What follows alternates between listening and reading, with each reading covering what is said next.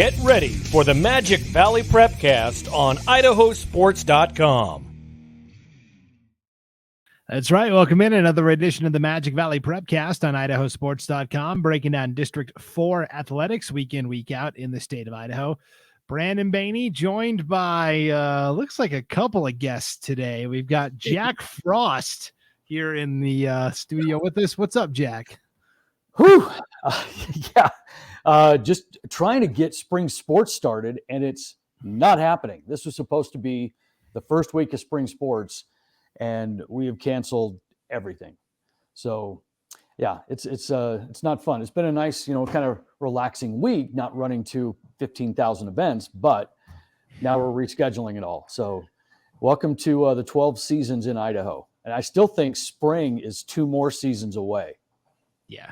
We're not close to spring. I mean, it snowed today in East Idaho. Like, when's it going to stop? I don't know. Like, I don't either. Yeah. So welcome to spring sports. This is the way it always goes every single year.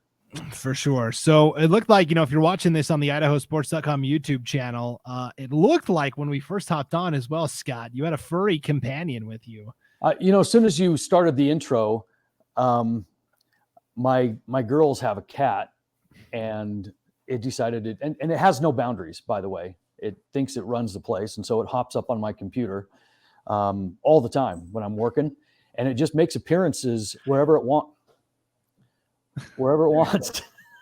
Jeez. I'm not even charging my own house. What? So here we go. There's the cat again making an appearance. So if you're listening to this audio only at IdahoSports.com or wherever you download your podcasts, go to the IdahoSports.com YouTube channel, hit subscribe, and then watch this video, Magic Valley Prepcast, because you're going to see the cameo from, now what's your cat's name, Scott? Luna the cat. I think we talked about this on a previous episode, but I had just forgotten. But there you go. We'll see if Luna makes any more appearances. Oh, I'm sure it will. Yeah, you can count on that. I think the over/under moving forward right now is 3. Yeah, for sure. Well, black cats may be bad misfortune. That's part of the reason why the spring slate kind of wiped out right now. But that gives us time to revisit the kind of the finish of the winter sports season. Both wrestling and boys basketball state championships have taken place since the last time you and I got together for one of these Magic Valley Prepcasts. And so I wanted to start with wrestling, because the big story coming out of the Magic Valley was Minico again wins the 4A state championship. The depth and the numbers was just too much for anybody to overcome. Oh man, what a powerhouse over there. And and that's been the Minico way for quite some time when it comes to wrestling too. It's just they're just so good, and they have a great collection of real tough farm kids over there. Kind of the country kids. And that's one of the things that when I was talking to their coaching staff this week, it's that they alluded to that. It's like, we just got some real tough farm kids over here that just know how to get it done, And boy, winning it last year and returning as many as they did this year, I mean, it wasn't even close. I mean, I went up there and watched some of the state wrestling, and gosh, every time you turn around, there's a Minico kid wrestling. So congratulations to them. But the cool thing about Minico is, they definitely have a culture, and some of the things that we're going to talk about today, all the coaches said the same thing. Okay, there's one. So they all said the same thing. We have a culture, and Minico's culture is top notch when it comes to wrestling. They have fun, they're competitive, they go on trips together, and they've got really tight relationships over there with each other and their coaches, and it's just a really cool thing, and it's a machine. Yeah, we talked about coming in on our Idaho Mat Chat Prepcast, our wrestling only podcast that we do. We had a final wrap up episode last week talking about what happened at state and taking everybody's questions. Went nearly an hour. So if you're interested in hearing a breakdown of wrestling around the whole state, not just Magic Valley, you can check that out, the Mat Chat Prepcast on IdahoSports.com. But we were talking about, ahead of state, man, can anybody take out Minico? Like the one school we thought was Bishop Kelly, because they had some absolute studs. And we said, all of their guys pretty much have to finish in first place for Bishop Kelly to really have a shot at it. And Bishop Kelly had 5 individual champions, which was the most most of any school across any classification on the weekend. And it still wasn't enough to overtake. No. I mean, you look at the depth and the amount of, soldiers they brought to that war at state was head and shoulders above everybody else. I think it was 24, if I'm not mistaken, that Minico brought. And the next closest was almost 10 less than that. And that's significant. And like you said, I mean, even all those state champions by Bishop Kelly, not enough to catch the depth of Minico, because that roster in Minico was just across the board, up and down the weight classes, loaded with talent and potential state champions and people that can go very deep into the tournament. Yeah, in fact, Bishop Kelly took third. Caldwell finished in second place overall behind Minico, but Minico with 262.5 points, Caldwell at 207.5. The only gap that was larger was at the 3A level in terms of, margin of victory. So, congratulations again to Minico. And you talked to Coach Clay Robinson a little bit about the culture that they have. What exactly is it that makes Minico so good? Well, I think the thing about wrestling is it's hard work, and you have to kind of disguise it somewhat to get kids out. And if you have a culture that's fun and you're working hard and having fun, then kids are a lot more inclined to be part of something like that. And that's something that they do really well over there. That, Coach Robinson does. He's a wrestling guy himself. I mean, he went to Declo and wrestled at Rick's College, and, coached at Gooding before he went over to Minico, and everywhere he goes, it's just, a fun culture, and the kids love it. They're pranking their coaches all the time. And so I think some of the better culture programs are the ones that disguise hard work.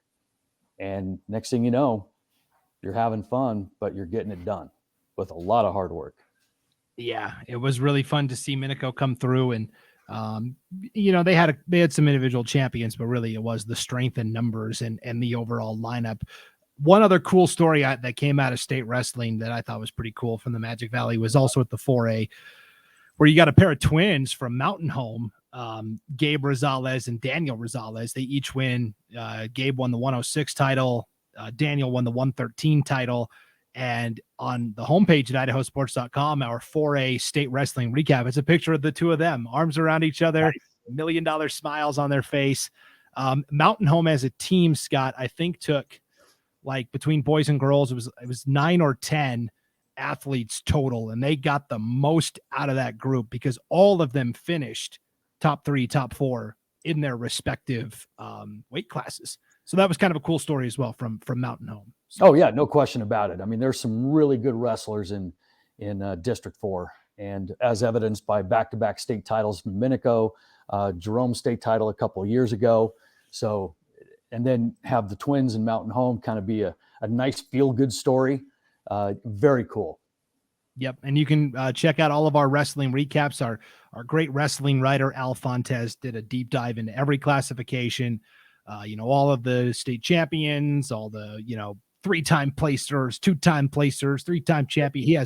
He broke down all the data that you could ever possibly want. And it's all on the homepage at IdahoSports.com. All right, now let's shift to boys basketball. Boys basketball state took place last week.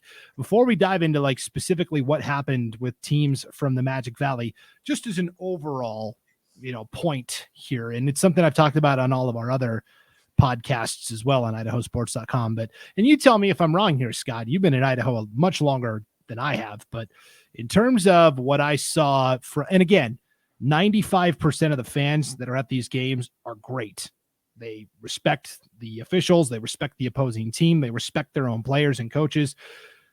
But man, that 5% is getting out of hand. It is, to me, in the 3 years I've done this now, this was by far the worst behavior I saw from fans at state. But what did you think? It's funny because you hit it right on the head. I mean, almost everybody is fantastic. And it's like running a school too. I mean, in a school, it's going to be about 3% of the kids causing 99% of the problems. And fan behavior, same way. You know, it's funny because I noticed it as soon as we got out of COVID, because, you know, everything was normal before COVID. And then it is so bizarre that we walked through this veil after all the crap that we went through, and everything changed. You know, you would have thought that being cleared from the gym, not being able to watch your kids play, not doing this, you would appreciate coming back, you know, and kind of realizing what you missed, and certainly, like I said, appreciating it a lot more. But I first noticed a huge shift that very first year back, to where I couldn't believe some of the stuff I was hearing. And collectively as a group, it just became this mob mentality. And I'm not going to mention any schools, but, you know, I remember watching their administrators come over to the fan, and we're talking adults, not kids, you know, and tell them to knock it off and calm down, you know. And I have just seen it get progressively worse.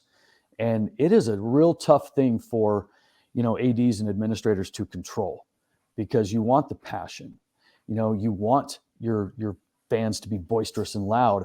But at the same time, we are just becoming a society in general that's so governed by emotion and reaction, and everything we do is reactionary, you know, not just at a ball game, but everything. I mean, go online and everybody's an expert, and they'll tell you the minute they know it.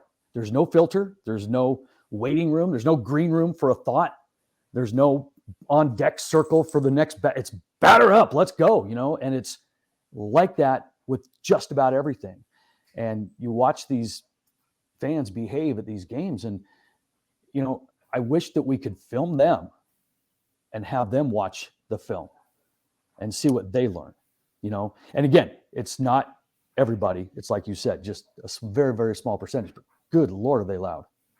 Yeah. And it even extends from the arena to online, where on our social media, and I'll share this story because it's public. It's out there. You can look at it on the IdahoSports.com Facebook page, but we kind of had daily recaps of all the games that happened. And at the 1A D1 tournament, Grace beat Castleford for third place, and a Castleford fan gets on, and I wasn't too impressed with Grace. You know, we just were spent from the night before and playing Lapway and all this stuff. And it's like, just say like, hey, congratulations to Grace. Like, we didn't have our best effort. But like, why do you have to tear down the other school? I guess I don't understand that either. Well, it's funny because with this reactionary environment that we are in, it is predominantly negative. You know, I mean, I think we're negatively wired anyway as human beings. We're just, you know, that's just the way we are. I mean, think about it. When you go to a restaurant, are you more likely to complain about the service or find the manager and compliment? You know, when somebody you meet leaves the room, are you more likely to, hey, here are all their good traits, you're going to talk bad about them? You know, I mean, everything we do has got a negative tone to it. But now you factor in, and we used to be able to think about those things before we spoke, you know, but now, because we're wired that way and we're living in this emotional reactionary world, everything is magnified on the negative. And so, you know, just go online and read. It's not positive, you know, a lot of it. Yeah. And that's the world we're in, man. And I hate it. And it transcends to sports, because that is the most emotional kind of thing that you're going to do, because it is so unpredictable. And then everything becomes so volatile. And it just really sometimes sucks the fun out of it when you've got those noisy, ignorant fans that think they know everything. I mean, come on, they're screaming about a call that was clear on the other side, blocked by 6 other dudes. You know, nobody can see it, but I'll be danged if they're not the experts on it. And then you wonder why we have a shortage of officials. Shortage of officials and coaches. It extends both ways. So the next time, I would encourage fans, next time you're at a game, keep an eye out for that. Watch the game on the field, but also keep an eye out. You know, is there somebody in your section that's being obnoxious, rude, and step in and say something. Hey, you're representing our school and our community, and we deserve better. And another, to take it one step further, if you can't find that person, it might be you. And maybe do some inward reflection too, right? Yeah, no, I agree 100%. And I you would like to think that after some of this raucous behavior, that they get called out on it, they have a moment to think, and they're like, that wasn't very good. So we try as ADs to monitor that as best we can, but I mean, it is so hard to do, but it is what it is. And hopefully we just keep pushing this message out and make sure that we clean up our act in the stands. Yep, for sure. All right, well, let's talk about what actually happened on the court. No champions from the Magic Valley for boys basketball, but a lot of good stories regardless. And I think we got to start at the 1A D2 level. Scott, the last time you and I did the Magic Valley Prepcast, where it wasn't a state preview show or something like that, right? We talked about, hey, there's this big district game, Richfield and Camas County, and Richfield's got to win twice just to get to state. If they win Thursday night, sets up this winner take all showdown Saturday. It's a shame one of these teams is going to be left home, and then by doggone it, Richfield did it. They went and beat Camas County Thursday, beat the Mushers again Saturday, and carried the number 1 seed into state, because it's crazy to think that the number 1 overall team in the Max Preps rankings almost didn't make it to state. And yet when Richfield did get to state, they got all the way to the championship game and nearly pulled off a comeback against Kendrick, but ultimately, they settled for second place. But what a season it was for Coach Tabor and the Richfield Tigers. Oh yeah. Talking to Coach Tabor this week he's just ecstatic as he could be about the season. Obviously the color of trophy is not what they wanted, but really you think about what they went through to get there, and the result that they got was not what they were expecting, because who thought that they would A, get out of the district tournament, and then B, not have the powerhouse hanging around, right? So these guys are just a fantastic group of kids that are, I always talk about it and I'll say it again, those small towns with those farm kids and everything else, true Americana, they get it done. And Richfield is just like that. And talking to Coach Tabor, again, he mentioned culture. He goes, this is the best place in the world to be, because our community is awesome. They support everything. And there's no other place I want to be. And the culture and culture. And so there's obviously a common denominator between all of these success stories. And it is culture. This is a Richfield team that, started out 12-0, and then they lost Clay Kent for 5 games. And that hurt them a bit, because they lost some tight ones down the stretch. But, they, as seniors this year's seniors, they made it as sophomores to the state semifinal game. And I think that was the year that they kind of christened that gym too, if I'm not mistaken, in Richfield. But, it was kind of funny that, they got some freshmen on the team, and, when they got to the Idaho Center, he said there was kind of a Hoosier moment, because, they came in through the tunnel, and one of their freshman boys asked, where's the gym? Because he's never been to the Idaho Center before, and you can imagine walking out of that tunnel when you get there and seeing that floor in that arena. And he just said, man, talk about a Hoosier moment for our little freshman. He said that was a lot of fun. But he said this team was really embodied the culture that they started about 7 years ago. And to the point that, when you have culture, you've got superstitions, you've got little things that you do. For example, the boys watch very closely what color of shirt and tie Coach Tabor wears. And you can imagine what happens if they win and he's wearing it. Well, guess what? He wore the same outfit for 3 games in the district tournament, right? So that's some of the stuff that they do. And that creates culture, that creates fun, that creates memories. And Richfield, man, what a great season for them. Yeah, and like I said, they got down to Kendrick in the championship game and nearly came back. Jamin Fox hit a 3, with not very much time left to bring it to a 1-possession game. They just, Kendrick made a couple free throws at the end to pull it out. And real quick on the opposite side for Kendrick, it was kind of a role reversal for them where, Scott, you and I did the 1AD2 football championship where Kendrick beat Dietrich, and Kendrick kind of came in as the heavy favorite. Well, in this game, Kendrick was kind of the underdog, right? Yeah. Richfield was the 1 seed and we're kind of the favorite. And so it was interesting to see that role reversal on Kendrick's side as well.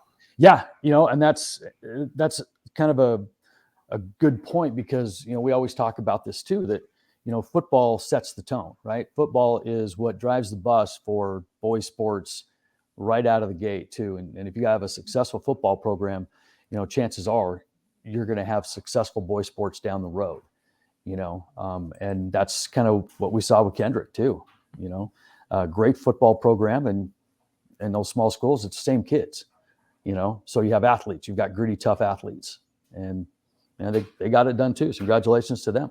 Yeah. For Kendrick, Nathan Tweet, the freshman, was the MVP of the tournament, selected by the IdahoSports.com broadcasters. He's only a freshman, and he's the kid that had the game-winning play in the football championship. He muffed that onside kick, and they made that goal line interception. Yeah. It's been a year for him, and he's only a freshman. So yeah, boy, yeah, what a year, right?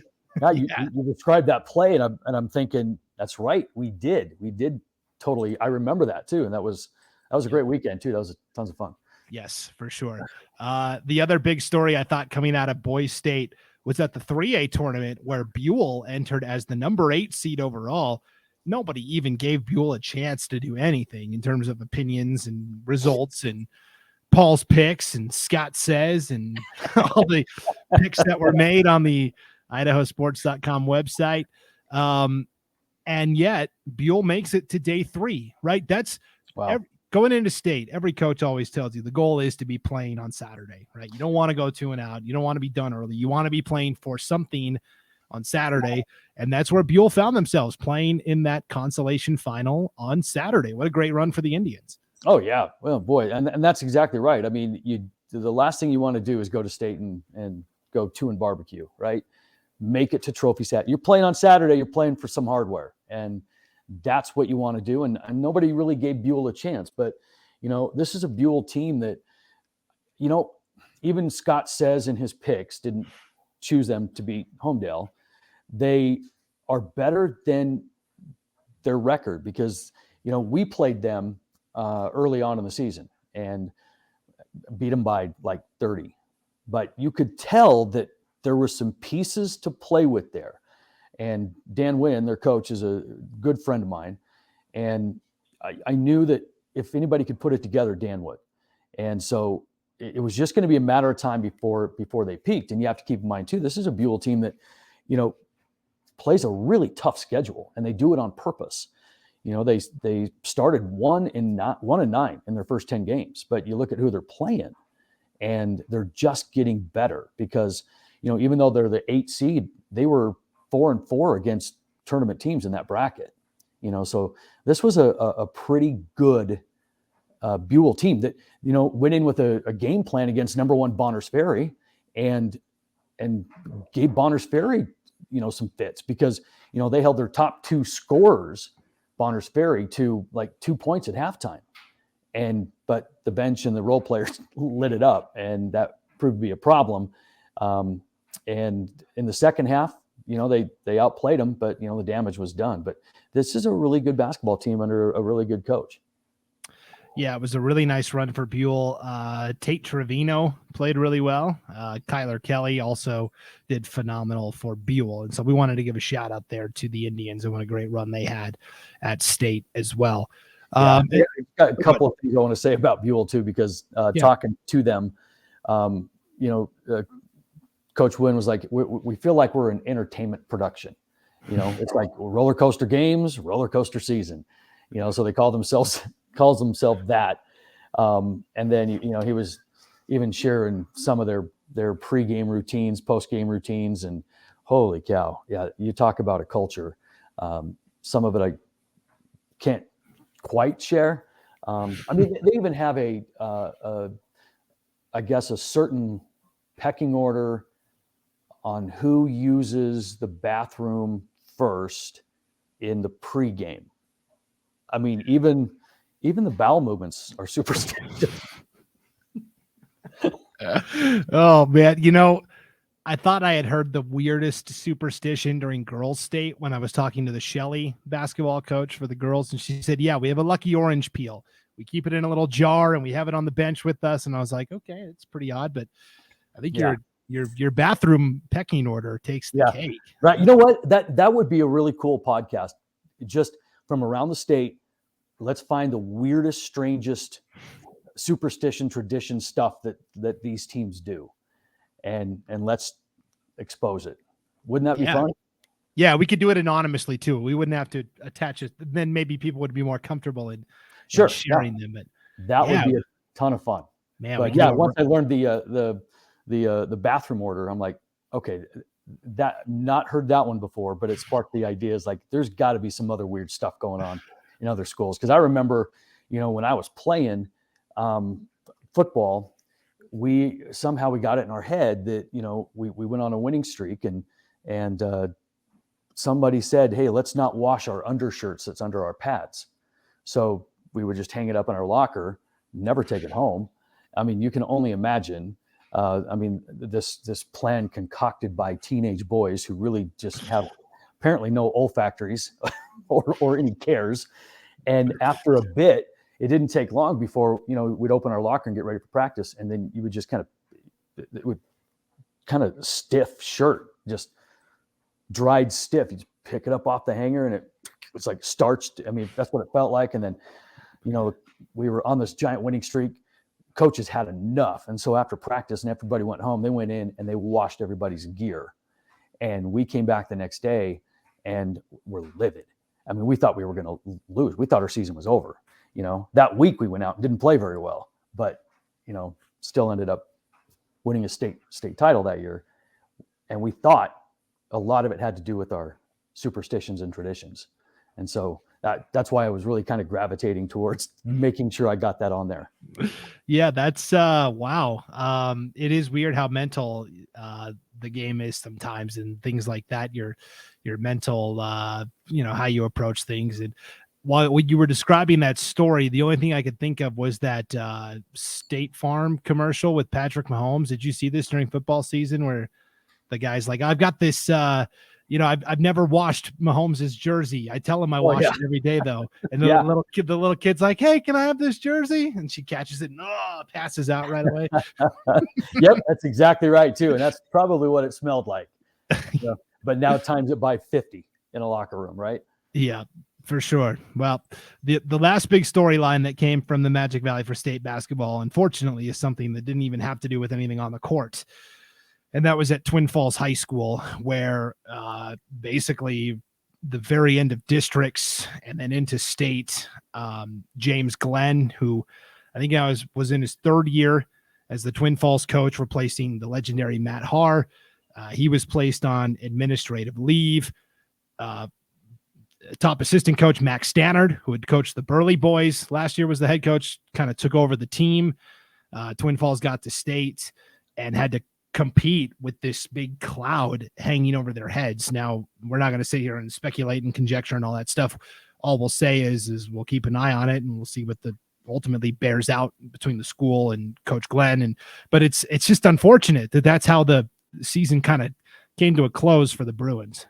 Yeah, I mean, it really was, and the timing of it was just really bad, because it wasn't in the middle of a season. It was like few hours before a big game to go to state, and we're not going to, like you said, we're not going to speculate on anything, but, there's more that's going to, come out and we'll learn stuff. But, I'm not getting the impression that it's anything like incredibly egregious. I don't know what it is, so I'm not going to say anything, but yeah. And then it was interesting to see kind of how Twin was going to do, because, I'm not going to say anything that people don't already know. And if you went to state, this. I mean, part of the controversy was centered around one of their ball players. And when state rolled around, so many Twin people showed up in white T-shirts with the Twin logo and then that player's number on their back. So, we don't know what happened, but there was obviously a huge show of support that was going on for whatever reason, but then it became interesting to see what Twin was going to do, under kind of new leadership right away. And they got absolutely blasted by Skyview in that first game. And they just weren't even there. And that was a team they beat early in the season, and it's like, well, okay, Twins going to go 2-0. And then they get into the second game against Lakeland and knocked them out. And Lakeland was the 8th seed. And Lakeland put up a great fight. Twin got through it. And then here came the rematch with Minico and Twin for consolation championship. And just a repeat of the District 4 title game where Minico beat Twin on Twin's floor. And oddly enough, the ball was rolling or got started or the incident happened or whatever at that district championship game with Twin and Minico. And then, boy, how ironic it is that they loop back around and they play each other for the final game. And in an offensive juggernaut, it was Twin winning 32-30. And, but they were able to kind of rectify whatever their season was at that point. But then on another note, in that same game, that was the last game for Brady Trinkle at Minico because he is resigning and just going to be AD. So that game had a lot of undertones to it, with whatever's going on at Twin, with the new head coach now, with, Brady's last game, with district foes or whatever. So even though the score was 32-30, it was still an interesting game. And it was fun to call because it was close.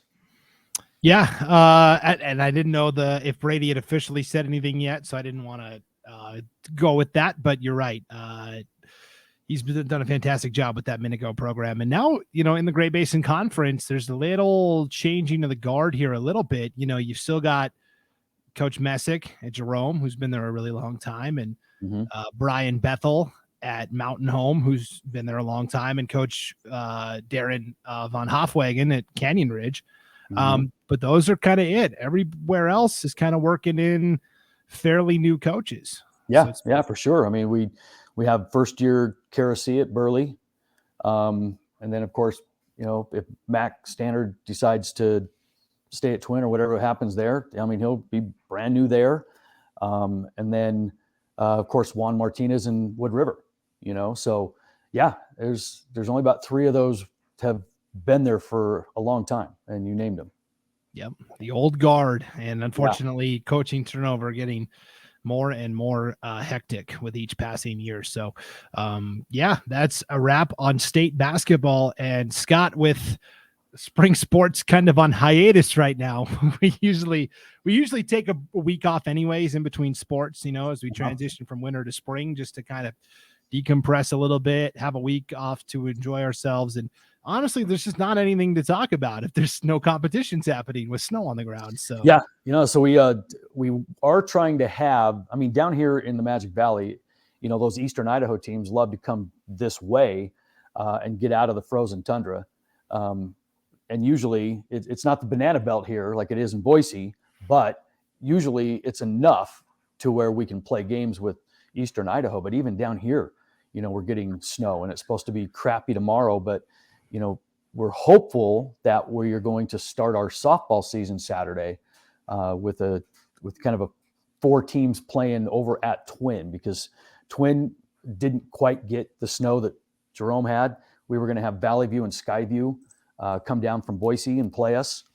And all of a sudden we're out because our field's not ready. And Twins they didn't get as much. And so if everything goes according to plan, Skyview and Jerome will play at noon on Saturday. Valley View and Twin will play at noon on Saturday, right next to each other at their complex. And then we'll just swap teams. And hopefully that's going to be the start of spring sports. We'll see. It's like a square dance. They'll trade partners and Yep, that's it.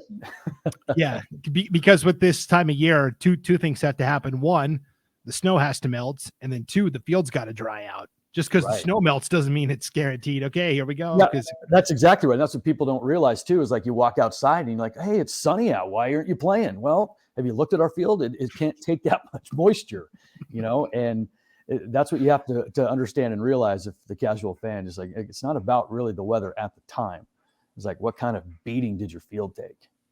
Yep. So we'll take next week off, and then we'll come back and have more spring sports stuff to talk about.